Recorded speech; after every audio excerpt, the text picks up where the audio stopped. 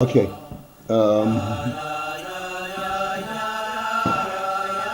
Ready? We start on a line that begins with the word ratzon, smack in the middle of Kuf Mem Vav.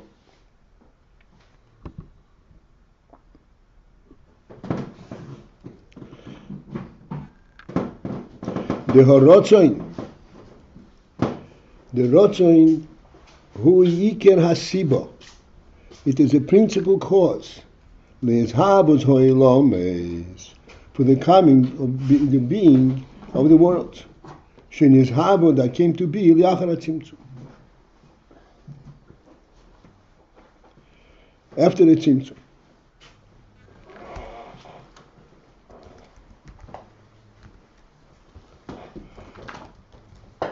It is the ratzon that ultimately is responsible for the creation. This is still going to be discussed. The first question that comes to mind: the creation consists of a lot of details. Ratzon is AYIN makif. So how do we say that the ratzon is the primary cause for the creation? So we'll discuss it, and the Rebbe is going to address this and so forth. Where are we? Which line? The line begins with the word ratzon. It's in the middle of page Kuf Mem Vav. Ratzon.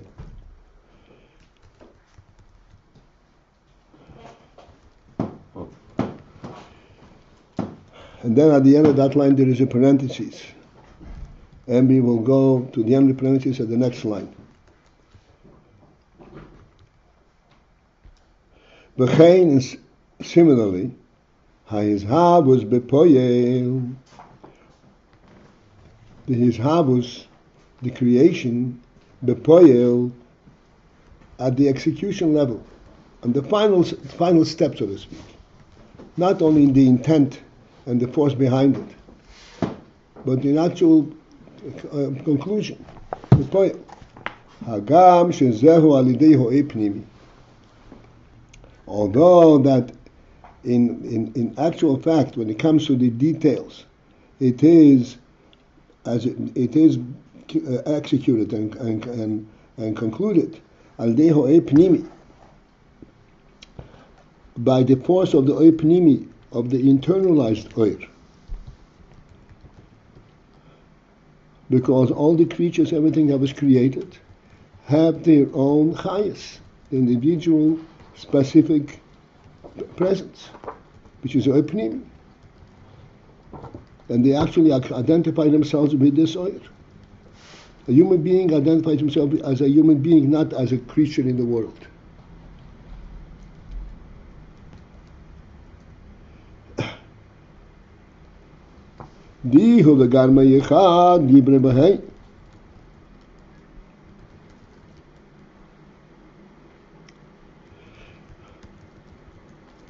See, this these are very common words,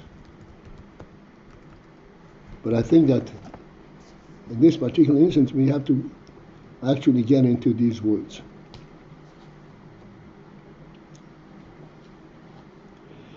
The creation bepoil, ultimately, and I'm going to divert to a muscle. When we make something, anything at all, we carry something, we bang in a nail, we write something, it makes no difference what we do. Anything that we do, we are doing it with our hand. However, the hand is only the receptacle, the means by which the koyach that's in the hand fulfills its mission. The real executor, the real force behind it is not the hand, but the chayas and the koyach that's in the hand. Both the chayas and the specific koyach, the koyach of movement and the koyach of writing and so forth.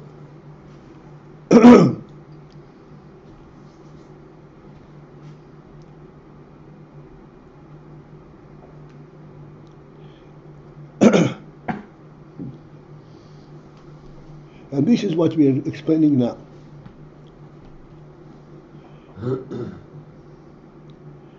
And I'm going back to the beginning of that line, but the beginning with the bepoil.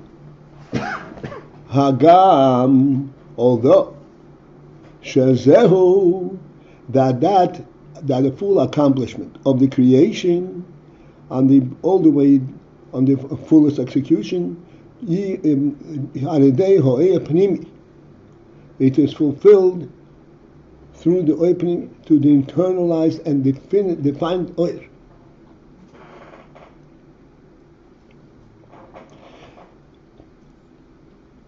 As we said, the Ihu v'garmoi yichad, Ihu means he, which means God. V'garmoi, and he, or the garmoi means the bones, or the structure, the body. Chad is one, libre bohem, to create through them, with them. Ihu v'garmoi yichad refers to, just like I mentioned before, the hand and the chayes that's in the hand. The hand and the chayes that's in the hand have the capability of creating, libre, to create. So the Rebbe now breaks it down. Shehamahave, that which brings it into being. Hu ha'oir, it is the oil. Which oil? Shezehu bechinas ihu. The oil, this is the bechinas ihu. This is the ihu aspect. Shemisiached ima garmei. This is the ihu aspect, the oil that is misiached, that unites with garmei, with the kelim, with that particular koyach, with particular aver. Garmei means it's bones. In other words, the ultimate creation is that which goes through the keli, garmoi, and within that itself it is the oil that specifically fits into this garmoi, into this keli, which is the oil pnimi. The oil is that identifies itself with this particular keli. Like we said, the hand and the koyach that's in the hand. Mikol Mokon. Nonetheless. To remain on this call, press 1. Nevertheless, even though it is Ihu v'garmei, that the koyach of the creation is identified with the keli and the oil that's in the keli, the specific oil, the oil mislavish and the keli, the oil pnimi. But still, this is what we are shooting at.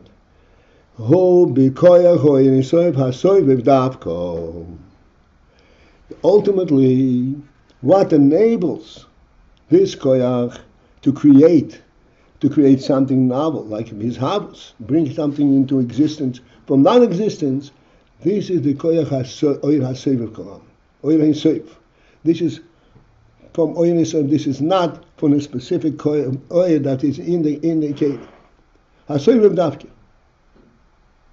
And as we already mentioned before, this is not new to us. We said because the oil that's mislabish in the keli, the oil pnimi is fully mislabish in the keli, and if it is fully mislabish in keli, so what can come of it? Something that is what's called in proximity to itself. Going back to our hand and the koyach in the hand, that enables the hand to move. So what can that koyach accomplish? Something that is in proximity to that ability to move. It cannot create something totally without any source. Because this koyach is limited to this function, and this function can be very versatile. Nonetheless, what comes out of it is all in proximity to the functional aspect of this koyach. This is why we say that creation ultimately, his havos, cannot come from the koyach, from the oir the pnimi, it comes from oil haseviv, from the super oil.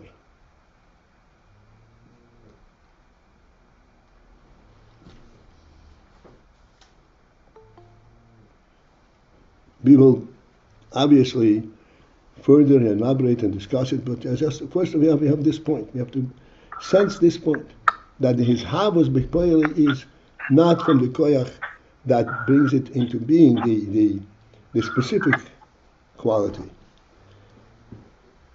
but it is from the oil hasoiv, it is from the super quality.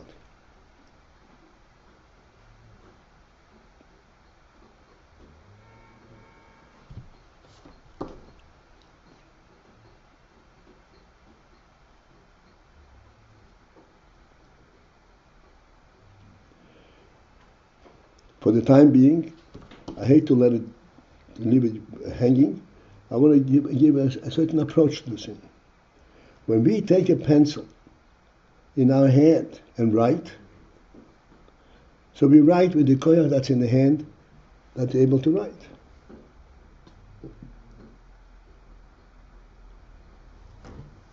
The real koyach behind this writing is the inyan that we have something to write. We want to write something. This is what puts a pencil into our hand, not the ability of holding a pencil.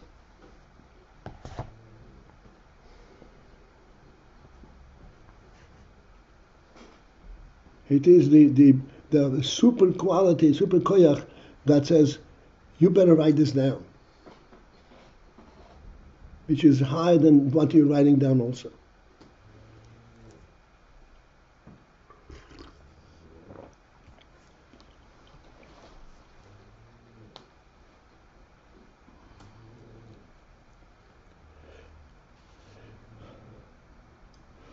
You're on the line that begins with K'mesha Kosuv. So we have concluded just in statement form, not necessarily in explanation form, that the creation b'poel is from oil hasoiv, is the will, not the koyach that creates it. U'k'mesha Kosuv, as the pasuk says, koyach chofetz havaya also. All that Havaya wants, also this is what he made. Which means to say, the asiyas with havas ho'ilomes, that making and the bringing forth in the worlds whom mibchinas chaypetz v'rotze havaya adavki. It is from the aspect of the will of Hashem, not the ability to create, particular aspects.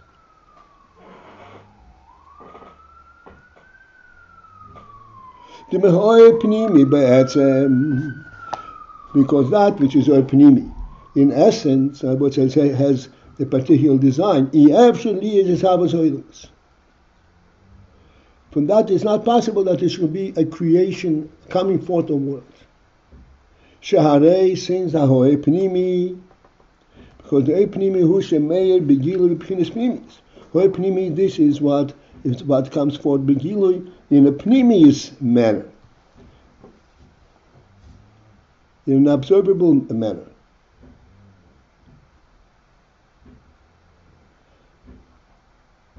And if it is b'pnimius indicated, becomes indicated, and therefore his havos shemizeh, thus his havos, the creation that comes from it, behechrech sheyiyeh b'chinas erech. It's imperative that it should be be'erech, it should be in proximity to the koyach that creates it.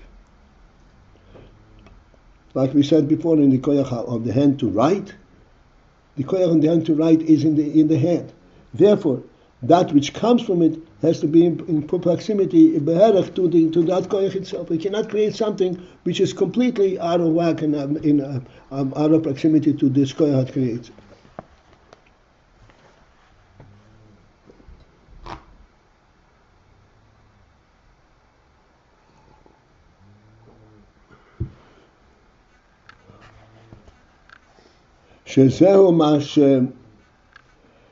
Shezehu, this explains the principle, the fact, Mashagah B'Shem Havaya, that when we talk about Shem Havaya,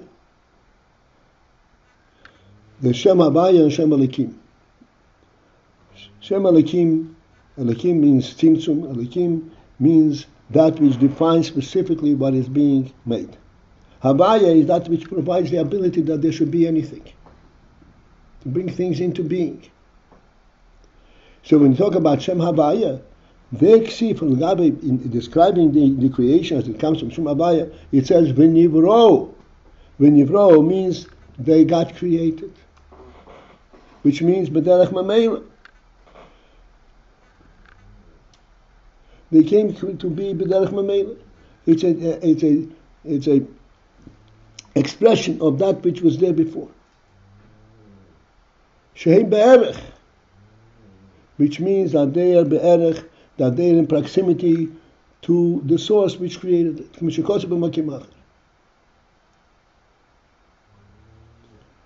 Ukmei, as it is in Kelim D'Atzilus, Kelim of Atzilus.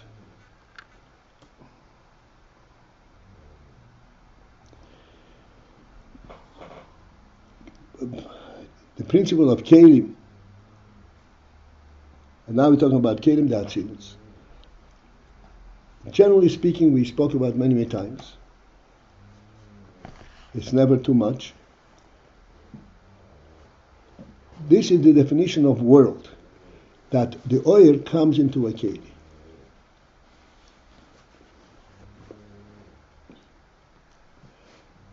When you talk about oil hasebe, like ratzon does not have a keli.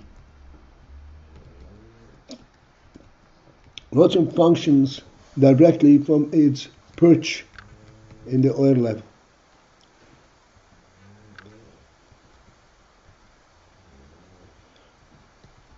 Then there is the koiches pnimim, like seichel and midas. They function on a specific level, and therefore they have kelim. They have means by which they fulfill their act.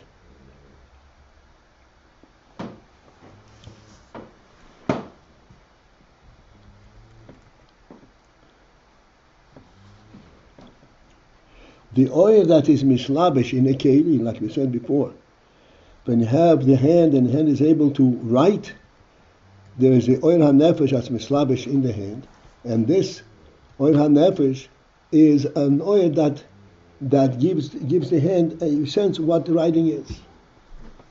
In other words, it is defined according to the function. Ukmoi kelim de'atzilus. As this is true in kelim of Atzilus. Atzilus, this is the first level of world that is called world in the full sense of the word, that's kelim, oil and kelim. So the kelim of Atzilus, shehiz havuson ho mehoer. These kelim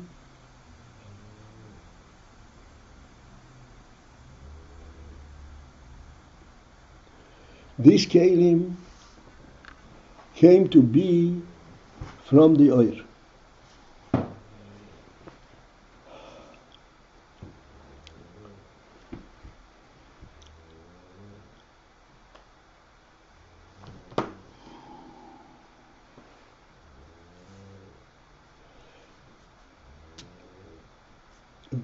There's much more that is coming, but I want to put it into perspective. The kelim that came to be from the oil. That as a result of his abus ha'oir, of the thickening, of the coarsening of the oil, this is how came to be.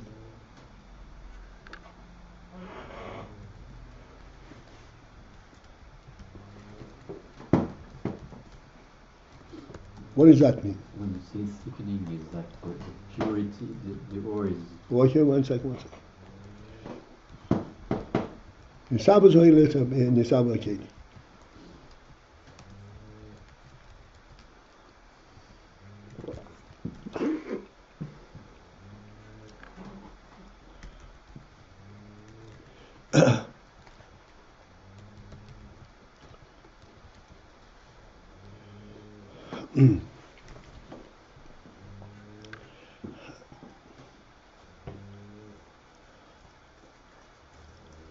there has to be the initial force of oir. Again, we go back to the nefesh ha'odem.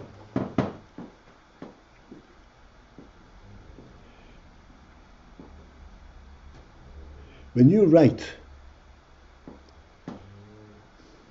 a word, and the word consists of letters.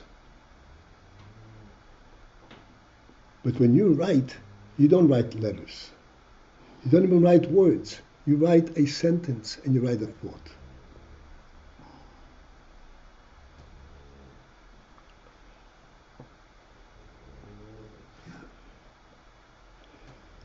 When this thought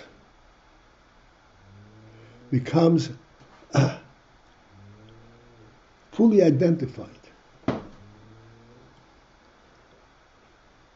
the thought itself could be Ahava and Yira, could be a super thought. But then that has to gel, and it has to be defined on a specific level. When it gels on and it's fully defined, then you'll be able to put it into words. When you put it into words, what you put into words is a coarsening, is a lessening, a lower level of that oir.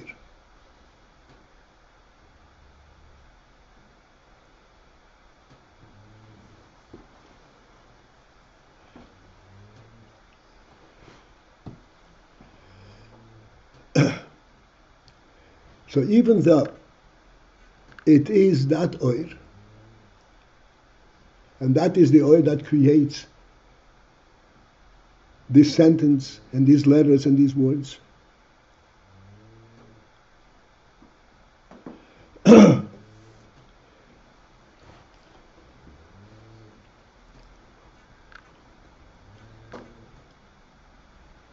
Like we said the other day,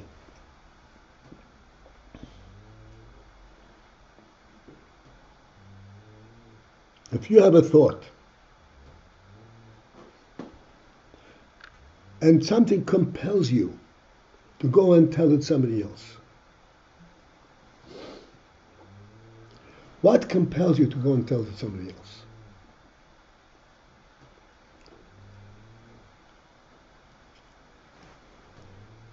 It is not the thought itself.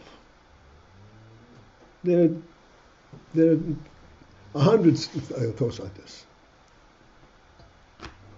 What compels you to tell it and to further elaborate, bring it forth, is that you sense in this thought a higher ratzon, a certain significance that's behind the thought itself. This significance, this is what's called sebeb, this is ratzon. You have a sense of value in this thought that is beyond the specific effect and the specific benefit of this thought.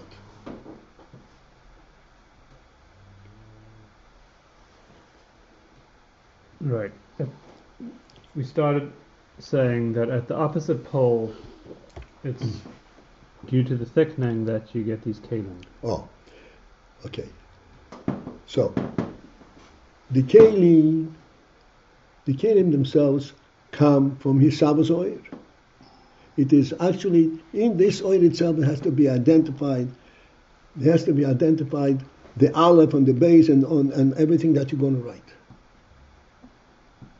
But this is not the origin of this oil. This is his Abu's oil. This is when the oil thickens, lowers down to the point where it can identify and relate to a keli.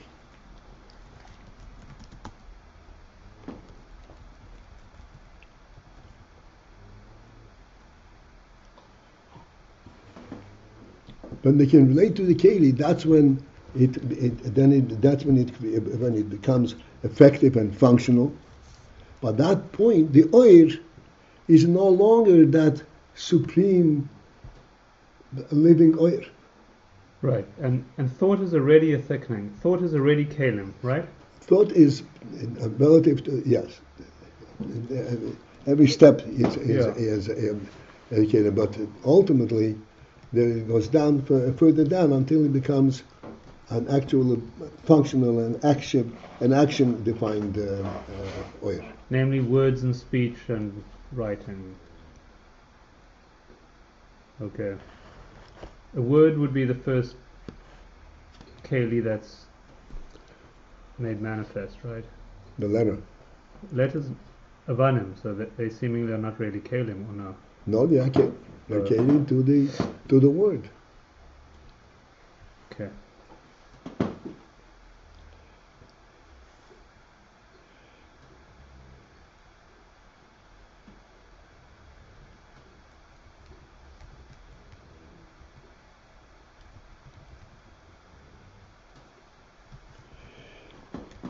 So this whole discussion is what the Rebbe is going through in order to show us and get us a sense that despite the fact that when we look at it in actual fact, it goes through the kelim and also from the oira that's mislabish in the kelim.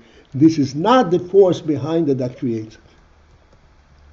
The force that creates it is the ratzon, that is the super quality in this whole process.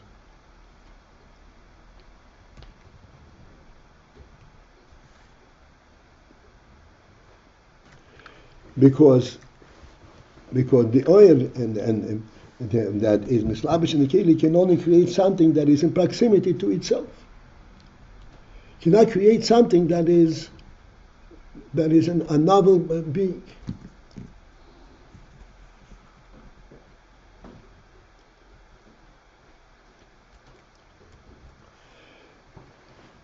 Let me explain what I said just now so that we can come back inside.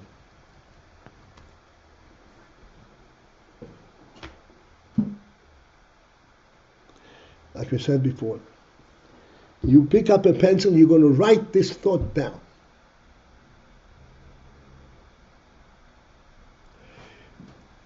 You're going to write that thought down. Is that because you have the words for this thought, that's what compels you to write it down? What compels you to go and write it down?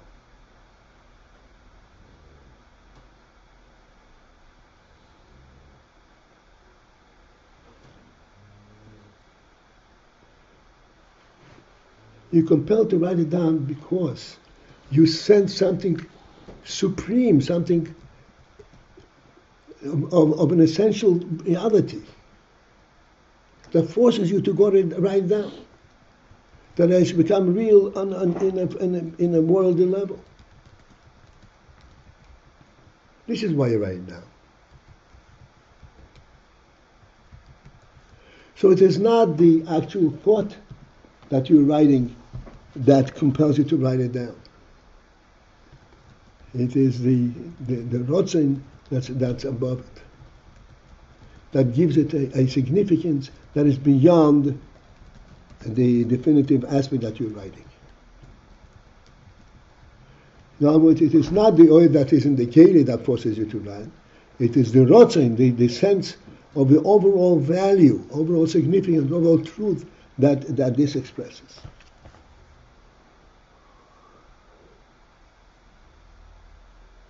It's quite strange to think of light thickening and becoming a keli. In the mashalim we tend to have water and then a cup, so that the water seeks a vessel and then that complements it. But here, the actual vessel is coming from the thing itself. From the water. No. Okay. No.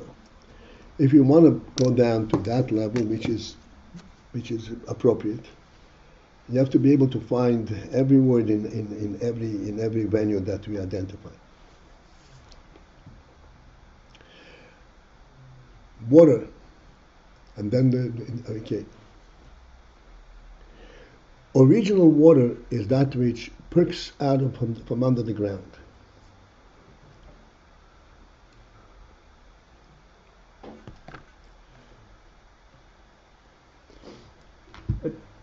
Just to make sure, the vessel we'll end up using for that water does not come from ice or the water. It comes from a different material. That was all I'm pointing out. Oh, that's right. No. Okay, we'll come back to that. Good. Right, because Yeah, in I understand very Okay, well. I okay. understand very well. Okay, but except we have to have the patience to go through this. We can't stop in the middle. So, yes, indeed, the keli is of a different material completely than the world that it contains. Totally.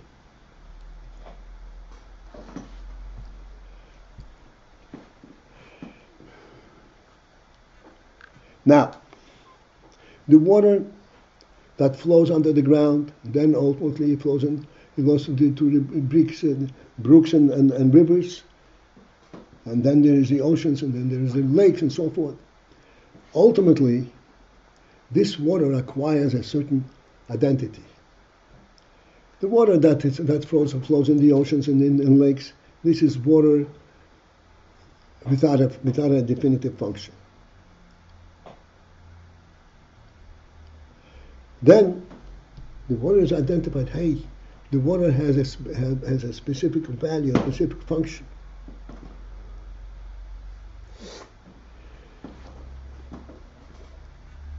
This specific function, in order to identify this function, it has to be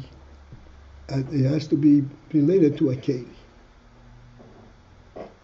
Because the specific function, it's in there, but you can't show it. You can't identify it. You can't actually accept it and can't actually use it. This is where you strip the water from its significant overall reality of its own being, and give it a presence of value in your world. How your world will identifies world, not how water is in its own abode. In order for this water to be identified and to be functional in the world where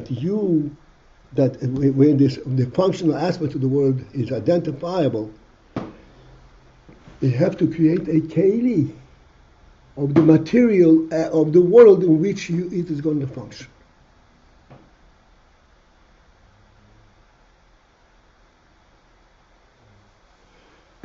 You cannot create a keli of water. Water is not going to make it a keli. Right, but that's my question. That One second. No. You let me finish. That's it. You have to first identify the oil that's established in the keli in the original water. This water has this function, and it is identifiable. It is limited. It is possible to limit it to a function. Once you identify it at that level, then you can start looking for the keli within the world in which it's going to function. Okay.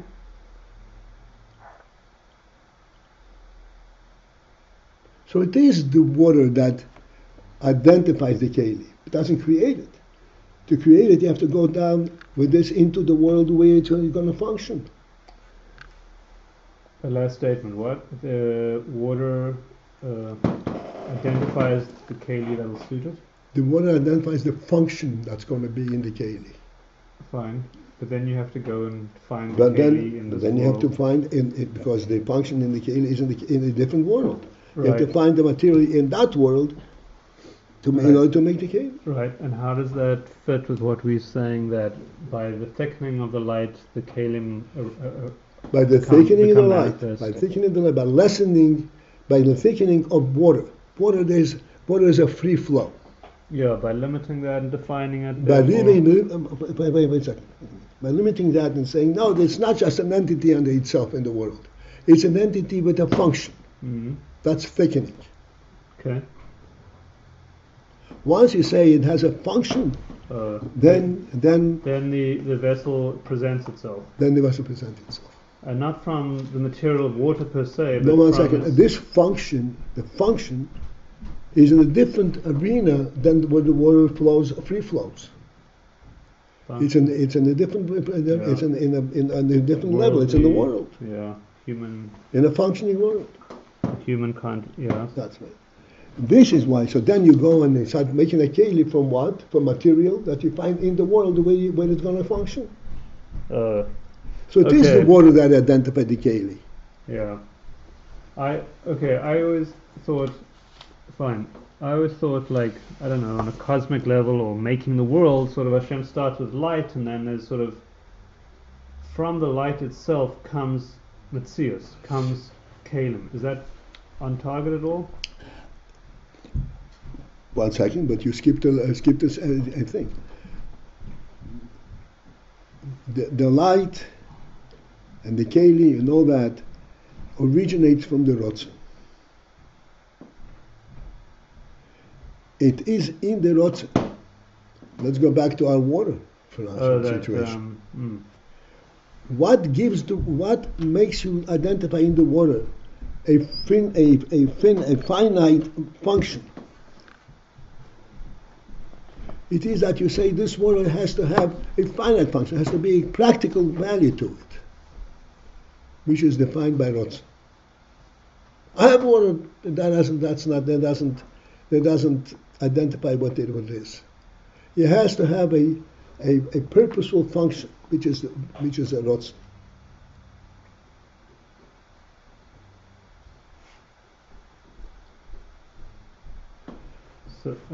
So we're kind of putting it back into the context of ratzon being this or makif. Or is HaSeviv, this is the ultimate creator. The ultimate creator is HaSeviv. Because this, the HaSeviv, please understand, let me see if I can. The HaSeviv is that which says that there is a standalone reality. And it's by means of that announcement, or that intention, you get kalim and Yes, stuff exactly. and As I said, a table is a board on 4 legs. A board, we understand, yes, it's part of the function of the table. What are the 4 legs? How is that part of the table? This should be a peripheral thing. You put the legs in order to hold up the board. But you say, no, a table is identified as a board with 4 legs. Because, you're with me, right?